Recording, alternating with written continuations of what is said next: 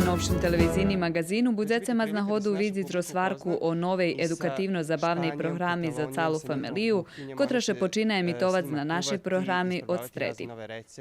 Uvidíte i príloh o digitalizaciji šitskih vidanjoh novinsko-vydavateljnej ustanovi Ruske slovo od 1945 roku.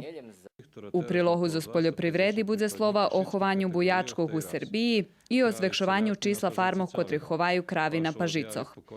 Uvidíte i príloh zo republičnog zmaganja z ruskoho jazika, a prenešeme vam i čas atmosferi zo znimanje jednej interesantnej muzičnej emisiji. Televizijni magazin na njedelju na 20 hodin.